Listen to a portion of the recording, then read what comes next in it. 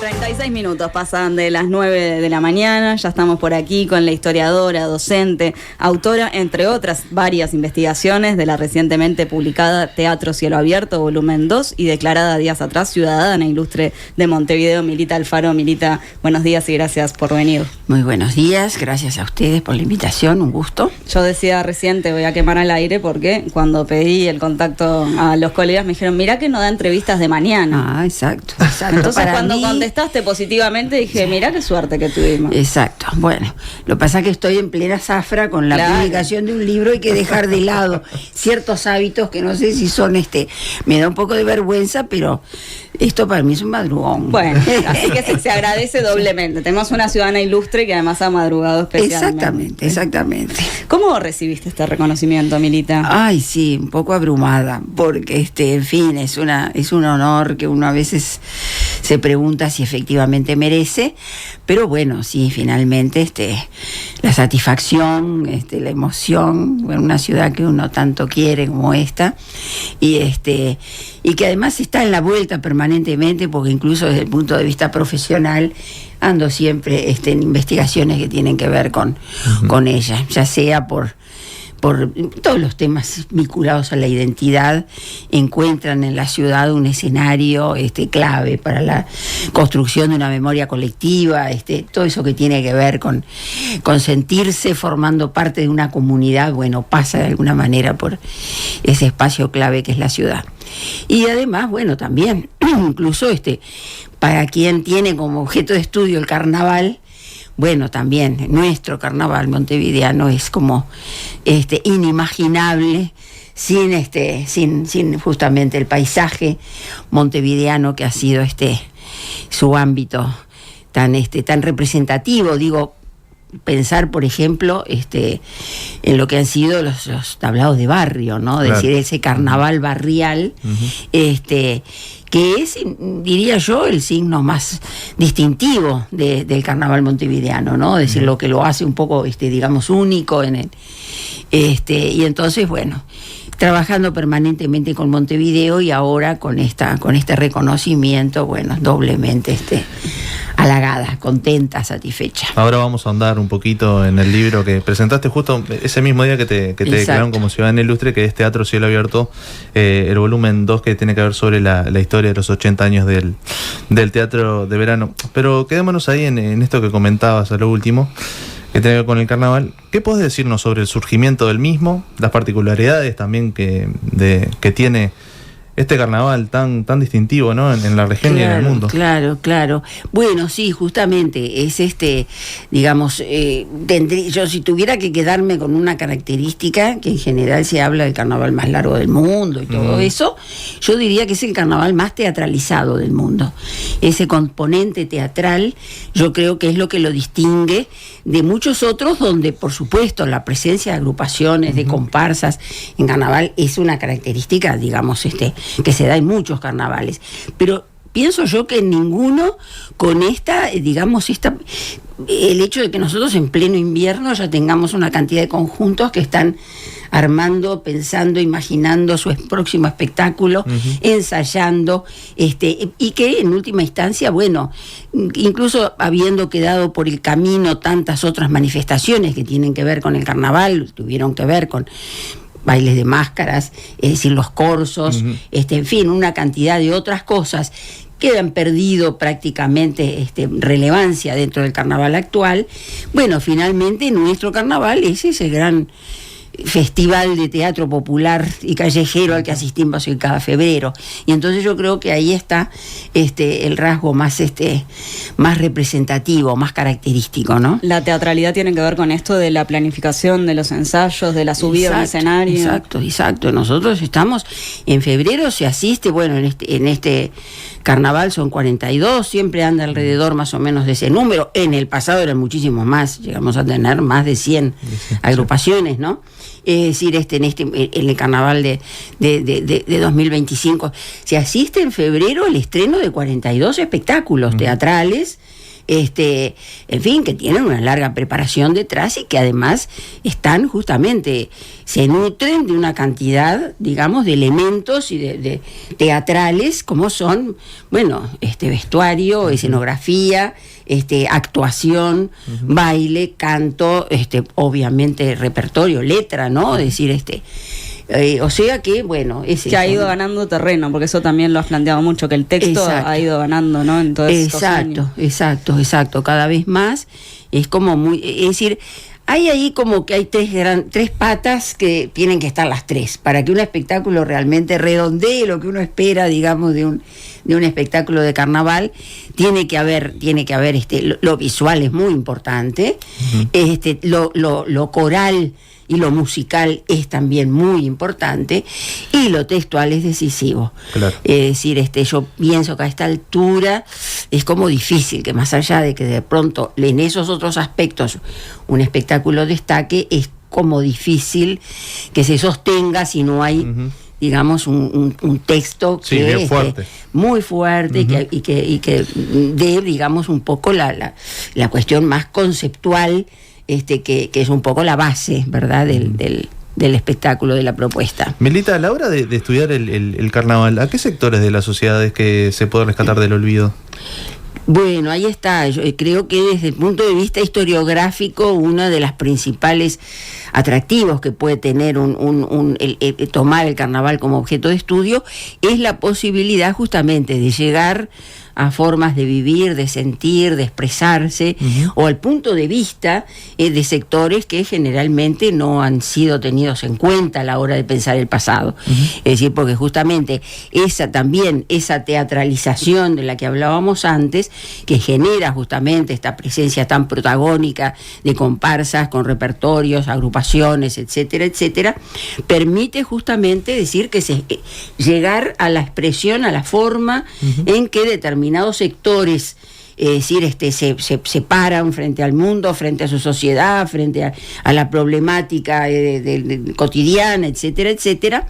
Es decir, justamente sectores, es decir, a los cuales es muy difícil llegar a través de la documentación tradicional, porque no están en ella, ¿no? Es decir, o si están siempre mediados por la mirada de las élites, ¿verdad?, o de los elencos políticos, o de quienes tuvieron la posibilidad de dejar, digamos, su huella en las fuentes tradicionales. El carnaval justamente nos permite acceder a fuentes, es decir, que nos ponen en contacto justamente con ese otro mundo que a veces está, ni que hablar, por ejemplo, del protagonismo de la mujer. Claro. En la fiesta, las mujeres que, bueno, por suerte hoy empiezan a conquistar su espacio dentro del relato historiográfico, bueno, tienen a través de la fiesta, pero yo digo otros protagonistas de la fiesta, que eso sí están absolutamente ausentes de la historia, como son los niños y las niñas. Absolutamente, nunca hablamos de las infancias. Exacto. Y entonces, justamente en carnaval los encontramos y en fin, y bueno, llegamos, por supuesto, siempre mediados, es decir, en fin, y además el tiempo que ha pasado, es imposible recuperar efectivamente ese pasado, pero de todas maneras, nada más que su presencia ya es toda un acontecimiento. Novedad. Exactamente. Milita, un tema central es el vínculo política-carnaval, ¿no? Y algunos lo presentan como si fuera algo reciente, sobre todo algunos sectores de la derecha en los últimos años. Y justamente tú has ahondado en esto de cómo de reciente no tiene nada, sino que es algo que va casi desde sus orígenes. Y me quiero centrar en esto que has explicado del vínculo vallismo y carnaval. Claro. Bueno, en primer lugar, digamos, el ingrediente político, eso que se llama el comentario de actualidad, sobre todo en la murga, pero de alguna manera en general, digamos, siempre está presente esa mirada, y es inevitable porque nuestra sociedad es una sociedad muy politizada. Entonces, justamente, es decir, el carnaval, que no hace más que reflejar a la sociedad que lo construye, que lo crea, bueno, obviamente que es un ingrediente que no puede estar ausente, y no lo estuvo ausente nunca. Por eso sí, a veces causa hasta gracia pensar que, bueno, que hay quien cree que se habla de política en carnaval, no sé, capaz que por el Frente Amplio, cosas por el estilo, por favor. Ya en el siglo XIX, las agrupaciones, yo diría que incluso con miradas y con críticas mucho más sangrientas que las actuales, ¿verdad? Es decir, realmente, las cosas que se le dijeron al presidente Julio Herrera Lloves allá por 1890 en Carnaval son realmente tremendas. ¿Te acordás de alguna así de aquellos años? Tremendas. Bueno, la comparsa San Joaquín, que yo, por supuesto, uno no puede hablar en 1890 de murga todavía, sería una protomurga, son las anticipaciones, pero de todas maneras cuando uno lee esas letras y e incluso se encuentra en la prensa la descripción de sus del vestuario y de un poco de la estética de aquella de una comparsa como por ejemplo la San Joaquín, uno dice, bueno, acá la murga ya de alguna manera está anunciándose porque tienen esa característica. Y bueno, y sí, Julio Herrera Lloves, que fue un presidente, digamos que actuó en un contexto bastante problemático y bastante, en fin, con muchas confrontaciones. Bueno, fue un protagonista, fue figura máxima de los carnavales de aquellos años. Y entonces, ahora, eso digamos en cuanto justamente a esa mirada. Después está la otra cosa que son, los usos políticos de la fiesta, ¿no?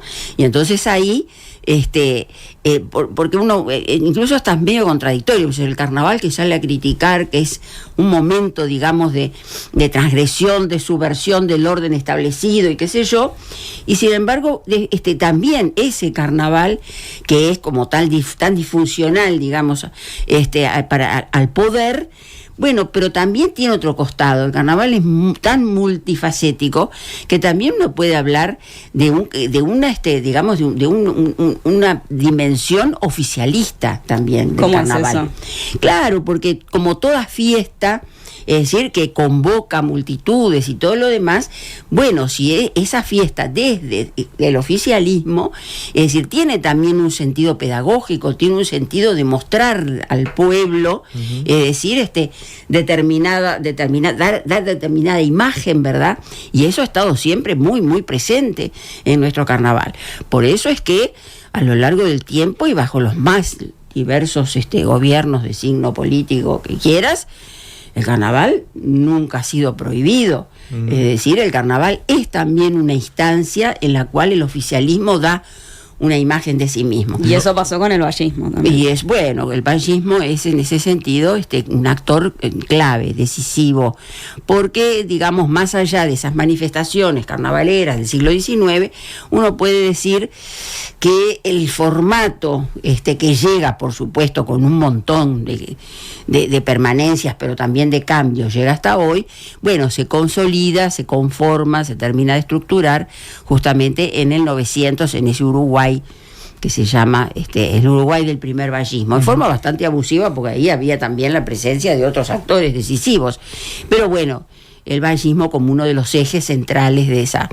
Y bueno, sí, el vallismo promovió muy decididamente el carnaval en esta perspectiva, ¿no? Justamente, es decir, estructurar o promover, es decir, una determinada forma de fiesta que era de alguna forma una imagen de sí mismo. Hay en el carnaval una serie de componentes, es decir, con los cuales el vallismo dialogaba muy bien. Por ejemplo, bueno, esta cuestión popular, digamos, que el vallismo promovía permanentemente, es decir, esta cosa democrática estoy hablando no desde el punto de vista estrictamente político, sino esta cuestión, digamos, de dar cabida en las manifestaciones, es decir, artísticas, culturales y todo lo demás al pueblo, esa la cultura popular, promover formas de cultura popular. Otro ingrediente clave, el anticlericalismo que hay como ingrediente característico del carnaval y que por supuesto a don Pepe le gustaba mucho, porque bueno, le permitía en sus enfrentamientos permanentes con la iglesia, bueno, también el carnaval era una forma de confrontar en ese terreno.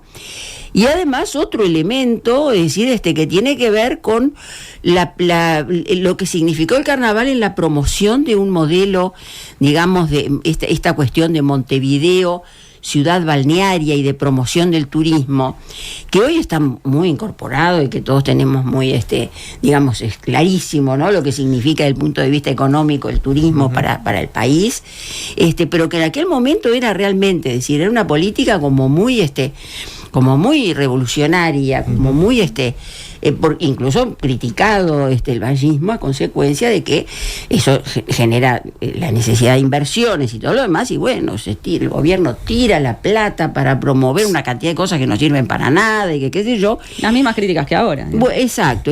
Y de repente también, justamente como era algo novedoso y que todavía no estaba como instalado, es decir, bueno, era permanente reclamos, ¿verdad?, del dinero que se invertía, porque, es decir, el vallismo apostaba, digamos, a un carnaval muy espectacular, sobre todo en lo que tiene que ver con los desfiles, los carros alegóricos, es decir, las iluminaciones, etcétera, etcétera, como forma de atraer justamente turistas. Y con resultados muy significativos, es decir, teníamos en todos los veranos un contingente muy importante, sobre todo de porteños, ¿no? ¿Y eso hoy sigue? Sigue siendo, pienso que no masivo de repente como lo fue en otro momento. Hoy de repente el turismo tiene otras vertientes, ¿verdad? Claro. Es decir, en aquel momento, además, bueno, Montevideo, en las playas todavía, digamos, la costa y todo eso, no tenía el desarrollo que tiene hoy. Y entonces, bueno, también ese turismo, digamos, de playa, es decir, se hacía también en Montevideo. Entonces se trataba justamente de generar en cada verano, es decir, una temporada que tuviera suficientes atractivos como para atender y conformar y satisfacer a turistas que venían no a pasar unos días como viene ahora la gente a pasar una semanita, un fin de semana, venían a pasarse el verano. Claro. Llegaban en enero y se iban en marzo. ¿Quién pudiera, Milita? Exacto. Milita, y vos hablas de esto de la maquinaria del carnaval y hablas de cómo cambian algunas cosas cuando pasa de manos del vallismo, de ese Partido Colorado, al Frente Amplio. Claro. Hay ahí una continuidad bien interesante, ¿no? Porque que en realidad es muy difícil vincular estos temas al Partido Nacional, porque el Partido Nacional regaló en la Intendencia de Montevideo, es decir, que tiene a esta altura más de 100 años, ¿verdad? Se fundó, se creó en 1909. El Partido Nacional solamente gobernó Montevideo 4 años. Es decir, después de ese primer triunfo histórico en las elecciones de 1958, es decir, el Partido Nacional vuelve a ganar las elecciones otra vez en el 62, pero ya la Intendencia de Montevideo vuelve a manos coloradas. O sea que solamente en ese periodo, ese primer periodo de los gobiernos blancos, es decir, a comienzos de los 60, la Intendencia de Montevideo está en manos del Partido Nacional. ¿Qué es lo que hace? Es decir, en primer lugar que hay hasta una cuestión cultural, ¿verdad? Es decir, el Partido Nacional está como más asociado a lo rural. Son estas cuestiones de esta cosa de las caballadas, de las fiestas, digamos, patrias, esta cosa que tiene más que ver con un imaginario nacionalista, mientras que el imaginario vallista es como más urbano, más popular, es decir, anticlerical, todas estas cosas que en última instancia lo emparentan mucho con el Frente Amplio. Entonces hay como una especie de continuidad, además, bueno, esa maquinaria tan aceitada durante décadas, sobre esa gestión del carnaval por parte del Partido Colorado, es decir, el Frente Amplio cuando gana la intendencia de alguna manera la hereda. Y sí, en algunos aspectos le imprime una cierta, es decir, una impronta propia. A eso iba, ¿no? Porque hay continuidades y algunos cambios. Algunos cambios. Ahora, muchas cosas son, incluso uno dice, bueno, de pronto reformuladas, pero en última instancia retomando muchas de las políticas que había llevado adelante el vallismo. Hay, por ejemplo, una cosa, hablábamos del turismo, por ejemplo, de la importancia de la proyección que siempre se le dio al carnaval es decir, desde el punto de vista turístico. Eso, por supuesto, que el Frente Amplio lo mantiene y trata de promoverlo, pero más allá de eso le suma, por ejemplo, la puesta en valor de la cultura popular, digamos, es decir, como justamente como una manifestación cultural, mientras que antes era fundamentalmente la promoción del turismo, es decir, era como difícil imaginar al carnaval como una forma de cultura, más allá de que se promovía y se disfrutaba mucho de todas sus manifestaciones, pero bueno, estaba esta cosa de que había como una frontera muy rígida entre lo que era cultura popular y alta cultura, esa cultura que se valora, en fin, y en cambio yo creo que en ese sentido, por ejemplo, hablando de repente de alguna característica propia de lo que ha sido el Frente Amplio, es la puesta en valor también del carnaval como manifestación cultural, que obviamente es, ¿no?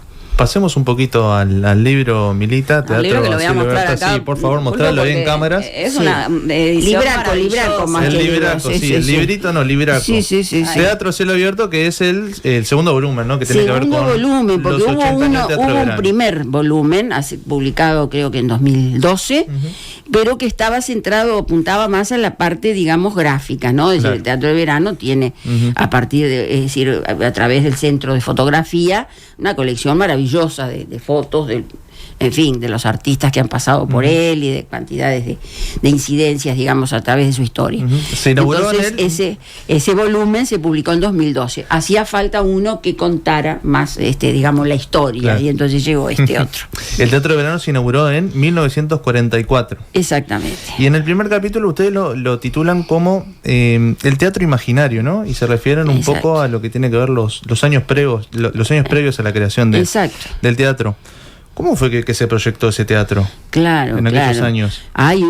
Son como nosotros las primeras referencias que encontramos a través de las fuentes de la necesidad, el reclamo de que Montevideo tenía que tener un teatro al aire libre, son de la década del 20, ¿no? Claro. Es decir, se inscriben dentro de algo que como ocurre en tantos aspectos, de alguna manera mira en el espejo europeo, ¿verdad? Es decir, en esos años, justamente en Europa y fundamentalmente en Francia y en París, que era una referencia tan fuerte, es decir, para nosotros desde el punto de vista cultural, se estaba procesando el redescubrimiento de lo que se llamaba los teatros de nature, le llamaban ellos teatros de naturaleza, es decir, teatros en los cuales justamente el entorno natural, es decir, forma parte del espacio escénico, ¿verdad? Y entonces, en este caso la cantera del Parque Rodó.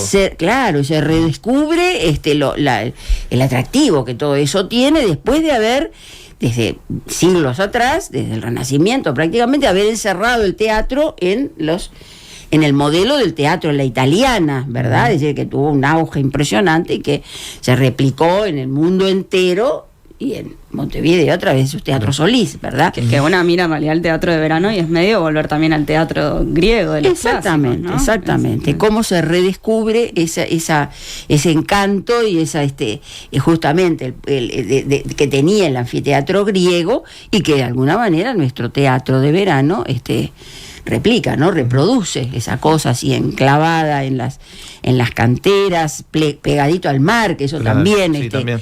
Entonces, bueno, y en un punto, desde el punto de vista, digamos, del paisaje, sin duda privilegiado, ¿verdad? Y allí de la ciudad. Al teatro lo mencionás como teatro de cercanías. Claro. ¿Por qué esa caracterización? Bueno, eso pasa por lo material, porque esa propia conformación, digamos, de su escenario, es decir, los músicos, los artistas a los que entrevistamos, es decir, para el libro, bueno, todos mencionan eso, ¿no? Es decir, ese público que está al alcance de la mano, incluso a pesar de que el teatro es enorme, tenés esas plateas, te dicen, pero bueno, la conformación justamente de esas plateas, es decir, la inclinación de las tribunas, todos te dicen, bueno, tenés al público ahí, lo estás mirando, esos ojos que te están mirando y vos los estás viendo mientras estás cantando, actuando. Bueno, eso es una linda característica, porque de alguna manera como parecería como tender puentes o borrar fronteras entre los que están arriba y los que están abajo del escenario, ¿verdad? Y entonces volvemos ahí un poco a la cosa de los clásicos y la democracia, ¿no? Exacto. El teatro ahí está. Es un teatro que tiene un acento, un rasgo así muy democrático, muy colectivo, muy de compartir, que incluso se ve en una cosa que yo creo que es, no sé si única en el mundo, pero casi, que es también ese alambrado que está allá arriba, que como bien sabemos no termina de separar del todo el adentro y el afuera, y donde, bueno, se puede garronear el espectáculo sin pagar entrada, ¿verdad? Es habitual, ¿no? Eso forma parte del folclore del teatro. Pero yo creo que tiene una significación más profunda, porque hace a esto de esa dimensión democrática que el teatro tiene, y que yo creo que hace a esa cercanía, ¿verdad? Que también tiene, es decir, eso desde el punto de vista material, pero eso también tiene una dimensión más metafórica que va por el lado de la forma en que la gente se apropia del teatro y lo siente suyo. Es decir, un teatro siempre es un referente muy importante para su público, pero creo que en el teatro de verano es como especial eso, ¿no? Es decir, la gente está, te lo dicen también los entrevistados, estar en el teatro es estar en casa, Ellos sienten que esa de repente, ese asiento que tienen, ese lugar asignado desde hace, bueno, para los carnavaleros, los famosos abonados, ¿verdad? Es decir, que son toda una institución dentro del teatro. Bueno, es decir, eso es suyo, ¿verdad? Ese lugar, ese espacio es suyo. La segunda casa. Exactamente. Y eso es muy lindo. Tiene que ver también con un teatro que ha mejorado notoriamente desde sus inicios, la precariedad que el teatro tenía. Bueno, vos hablabas también de esto de que sea una institución pública, ¿no? Claro. Ahora que nació, lo definimos allí al comienzo como un teatro a la intemperie, ¿verdad? Es decir, porque justamente un teatro que es poco menos que una gran tarima, un tablado grande, y que se ha ido después refaccionando, mejorando, perfeccionando en una cantidad de aspectos, pero donde siempre uno dice, bueno, esa suerte de modernización sigue conviviendo con cierta precariedad que el teatro no pierde, y que incluso los artistas, por ejemplo, es decir, la valoran como algo positivo, ¿no? Dicen, bueno, fenómeno, cambiámelo, los artistas y su público, cambiámelo, mejorámelo, ponémelo lindo y todo lo demás, pero no me lo transformes del todo. Deja esas pequeñas cositas que hacen también al teatro, no sé. El pedregullo, por ejemplo. El pedregullo, los agujeritos en el telón. El telón que está viejo y tiene agujeros, y dice, no me saques, no me lo pongas nuevo. Claro. Porque por esos agujeritos, antes de que se abra el telón, los artistas miran la platea y ven quién está, y buscan mis hijos, mi mamá, mi mujer, es decir, mirando justamente, bueno. Entonces el teatro tiene eso que lo hace muy próximo, muy cotidiano, muy justamente, es como difícil de poner en palabras, porque remite a un sentimiento medio inexplicable, pero que conocemos muy bien quienes lo frecuentamos, ¿no? Milita, te hago la última, que es algo también a lo que has vuelto. El teatro de verano no es solo el teatro del carnaval. Claro. ¿A quién es más alojado? Claro, sí, de todo, es impresionante. Yo diría desde el principio, ¿no? Es decir, hubo incluso ahí controversia sobre el papel, es decir, hablábamos justamente antes como un teatro que no es un emprendimiento privado, sino que es una institución oficial, es decir, pública, en este caso dependiente de las administraciones departamentales, es decir, ahí, bueno, ¿qué carácter tenía que tener? Ese escenario a la intemperie, que en un principio eso remite fundamentalmente al aspecto físico, también remite a la ausencia de un proyecto, una política específica de qué rol, qué función el teatro iba a cumplir. Contanos quién lanzó su candidatura ahí. ¿Quién? Lanzó su candidatura. Sí, claro, bueno, entre las muchas cosas que han pasado, por supuesto llama poderosamente la atención, y la foto está en el libro, la candidatura de